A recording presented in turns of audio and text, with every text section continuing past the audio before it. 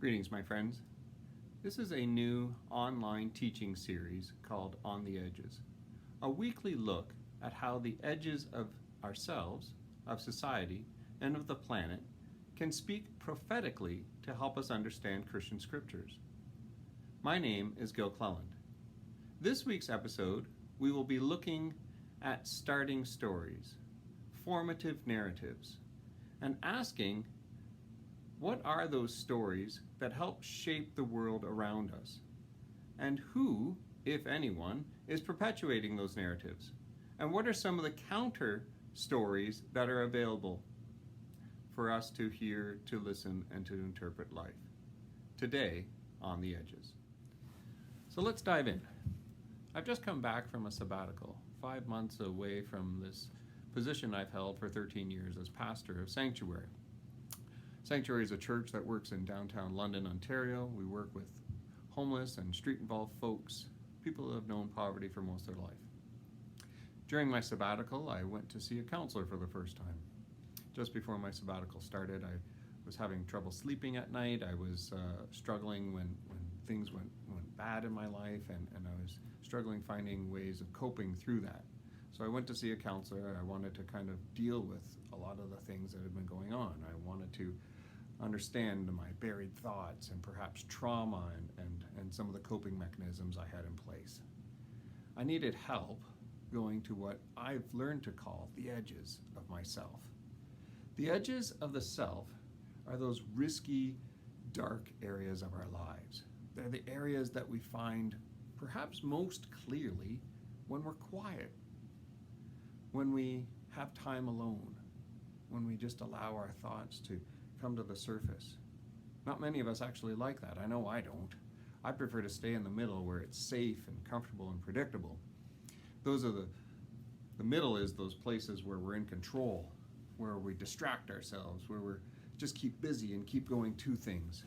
But when we stop being busy for a while, when we get quiet, we can start to listen to the edges of ourselves. And for me, it wasn't a great thing. I started to understand through the help of a counselor that I have a story that I tell myself. It's a story that comes up in most new interactions or challenges from other people or anything that comes out of the blue. When these things happen, I tell myself one story.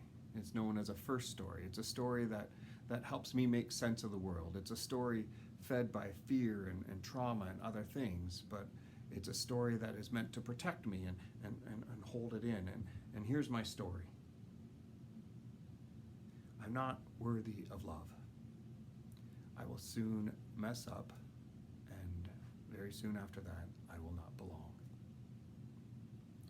I didn't realize this about myself. I didn't know I had this. But once I heard it, it started making sense of a whole bunch of things. And I started to understand that it's a thing that happens all the time. I'll give you an example of what it looks like. If one of my friends hasn't contacted me in a while, I start to actually assume, not that they're busy or they have something better to do, but that I've probably done something wrong and that they actually don't like me anymore. Or when a person is nice to me, I don't think it's because I'm worthy of receiving something nice. I think they're just going out of their way. So this story makes itself evident in my life through coping mechanisms. My coping mechanisms, if you know me, you probably know this. I have a need to be right all the time. I have a continually suspicious mind, and I also have a movement towards perfectionism. Some of these qualities are good at times. They protect me at times. They help me see things which others can't see at times. But at other times, they're quite destructive. In my most intimate and personal and loving relationships, I lack trust, and that's not fun.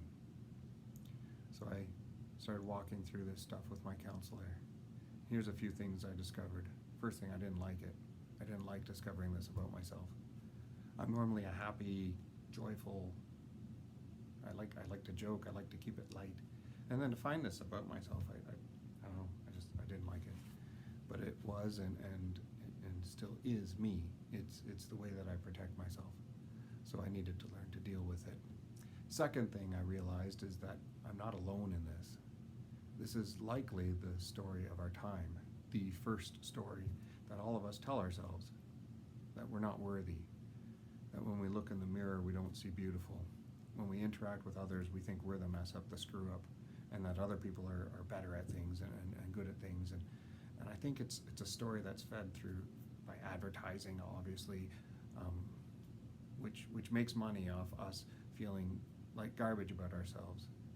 And I think it's a story that does strange things. It's our motivation to purchase more and crave new stuff. If I can just get that new thing, maybe if I get that next text, that next email, the next TikTok, whatever it is, that it'll be the next. If I just get it, I will be enough. It's the reason we demonize others. If I declare somebody is less than me, maybe I will be worthy. We start it when we're really young. I started probably grade 1 or 2 to be very sarcastic and to learn to shoot people down and to make fun of them so that I would feel a little bit better. Other motivations are to not challenge things when they go wrong.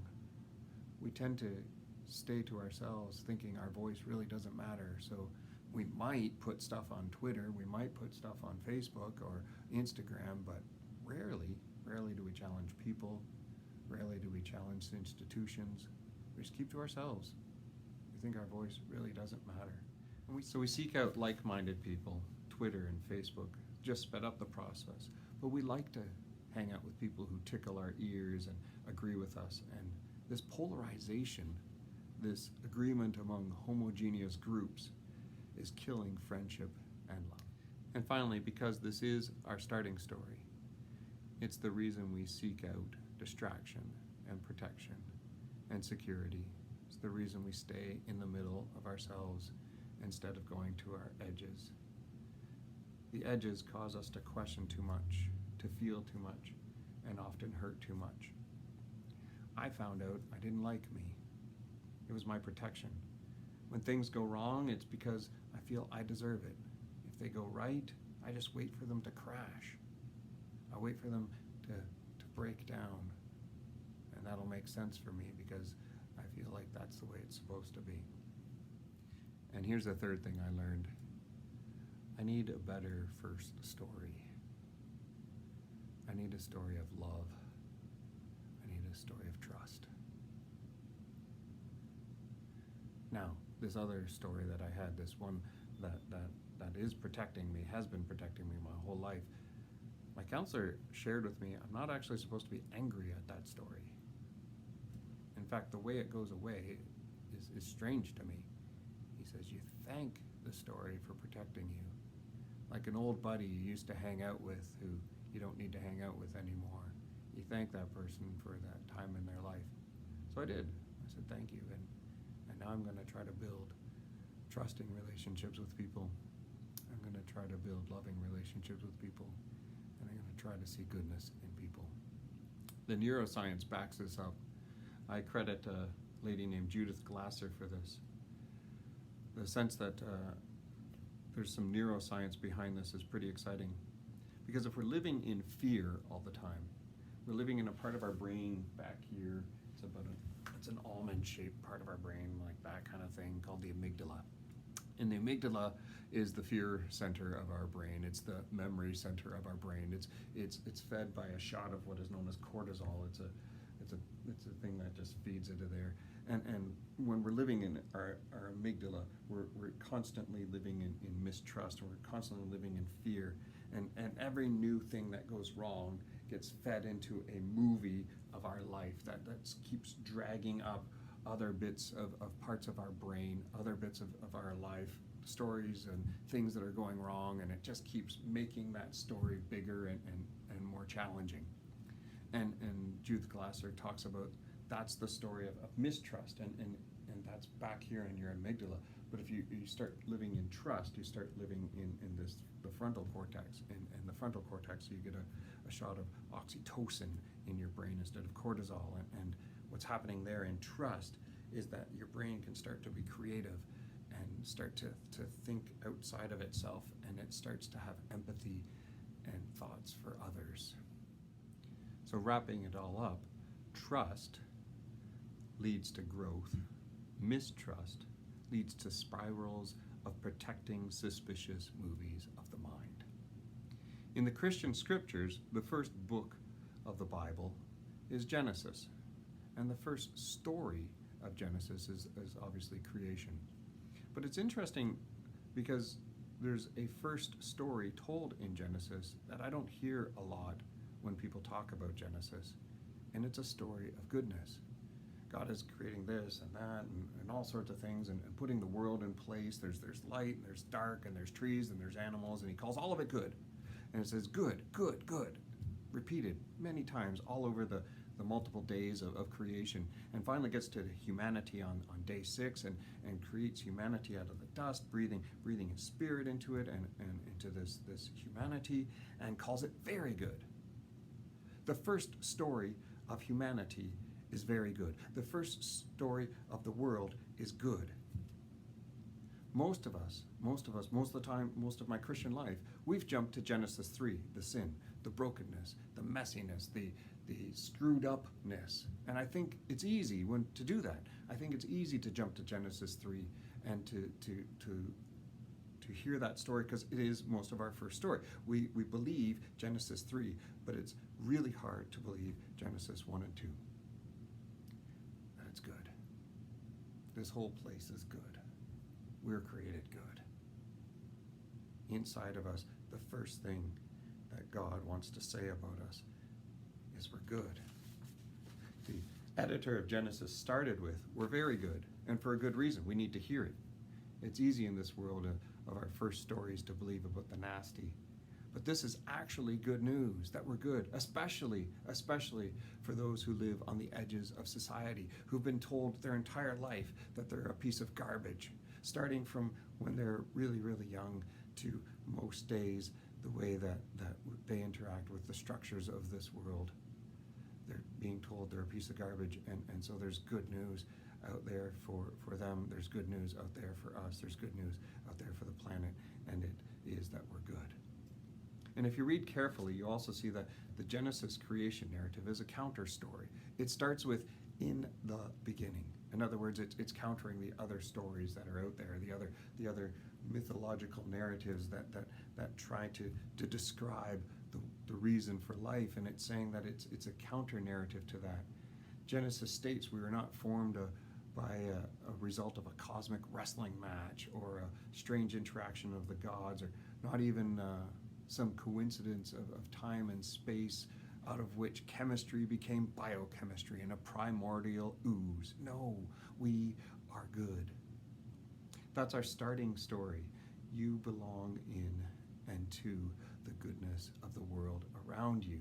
That's your starting story. Yes, it's broken, for sure. It's broken, and the importance of that obviously is can't be overstated. But I don't want to go there right yet. And I don't think we need to. I think we can start and stay for a little bit on the starting story of goodness. So how does this play out? Imagine this fact. Everyone is doing their best right now. I credit Brene Brown for this one. Everyone is doing their best right now. They may be stuck in a rut or coping mechanisms. They might even have a worldview of achievement through the means of power over one another. But they're doing what they believe to be best right now. Many people simply have a story which the rest of us are not willing to listen to. But what if that person is really trying to do their best? Then what if our response is not to declare and assume, but to listen?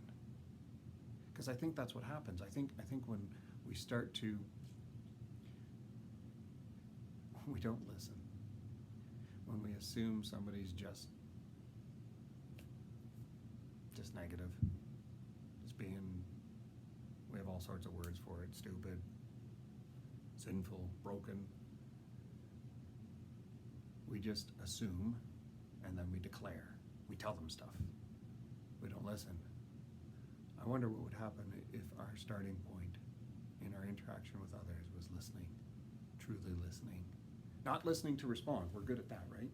We like to like to have an answer. We're listening to a person, and we're like listening for key symbolic words or key symbolic phrases, and as soon as we hear them, boom, we have an answer. We have it. We create it. And there's a problem with that. We're wanting to declare. We're wanting to assume. We're wanting to jump. And what I'm talking about is something quite different. It's listening to comprehend, listening to understand, listening, assuming the best. Now I got to tell you, I'm not good at this, and it's a skill that I'm trying to work on. So obviously I've got a lot to work on here. I've got to start my own story a little bit different. I got to start understanding myself as worthy, and then what I've got to do is start taking that story of my own worthiness and declaring it to others. And I declare it not with my words, but with my ears. I declare to you that you are worthy by listening to you and hearing you and understanding you. That there is a better story to be told than the one that we're telling ourselves that we're a piece of garbage. That there is a good story out there, a new story, one of goodness and one of love. We'll talk again next week, but until then, find a moment this week to listen to someone. Try to find someone to just truly listen. Try to catch your assumptions before you say them. Listen to connect. You got this. You can do it. Be patient with yourself. You got it. Okay? All right, we'll talk again next week.